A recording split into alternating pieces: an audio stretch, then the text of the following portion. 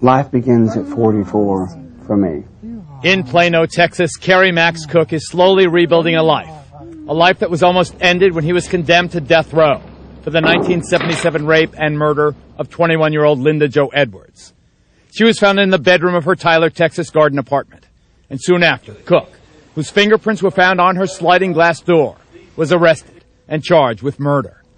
But the case would eventually raise questions about Texas justice and about the entire capital punishment system. We talked, and he told me some things about his story, and I thought, that's incredible. No way. I want to see the proof. When they first met, Sandra Cook worked for Amnesty International, an organization opposed to the death penalty. But what shocked her wasn't the morality of the death sentence, but the fact that Kerry Cook was convicted in the first place. How can someone be locked up for that long and not have done anything?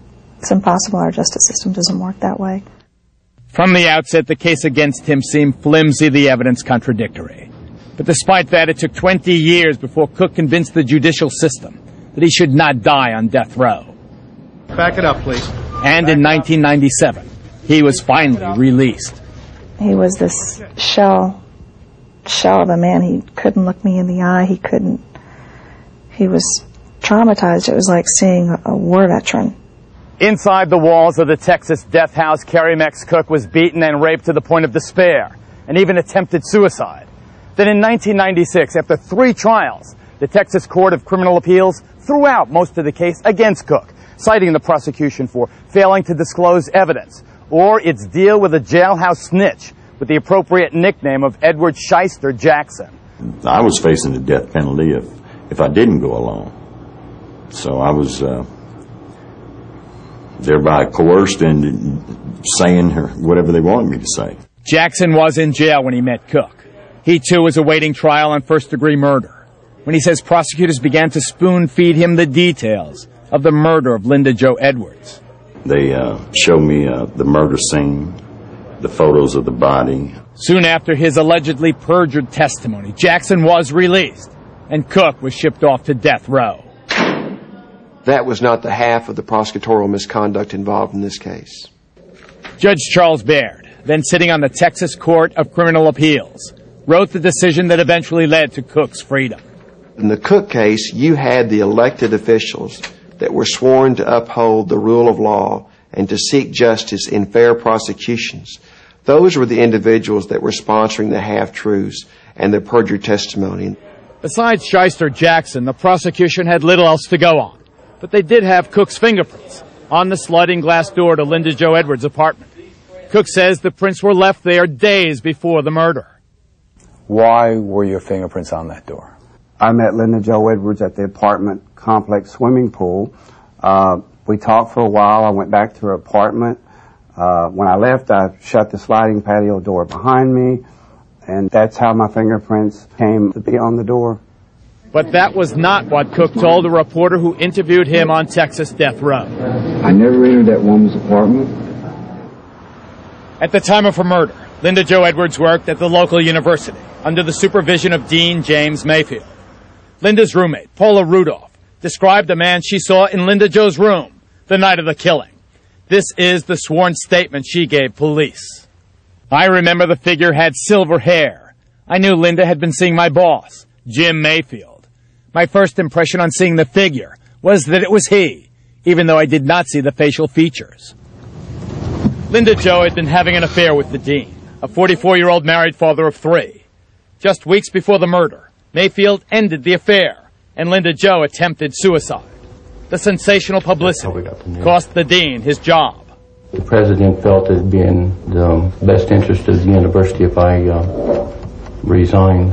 Mayfield was a possible suspect, but the original prosecutors quickly ruled him out. At the time, they believed he had an ironclad alibi. I would plead with you. District Attorney Jack Skean picked up the case in 1992.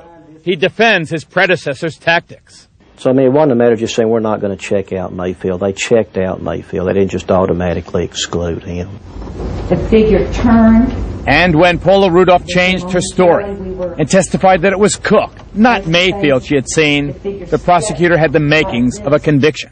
We don't understand why she first thought it was Jim Mayfield, but in terms of her subsequent identifications, when she had an opportunity to see Carrie Max Cook, she made a positive identification. I felt that Paula Rudolph's testimony as to who she saw in the victim's room at the time of or shortly before the murder was correct the first time. But Paula Rudolph stuck to the story that she had seen Cook in the apartment. And over the next two trials, Prosecutor Skeen painted him as a vicious rapist and a murderer. Plunging this butcher knife into the back of Linda Jo Edwards so far that it goes through and perforates ribs. Whenever asked if he had any part in the murder, James Mayfield always gave the same answer. No, I didn't. In April of 1999, on the eve of his fourth trial, Carrie Max Cook finally got a break. He was offered a deal he could not refuse. If he pled no contest to the charge, he would get his freedom. I begged him to take that. I said, it's no admission of guilt, Carrie. It's no admission of guilt. Cook accepted the deal.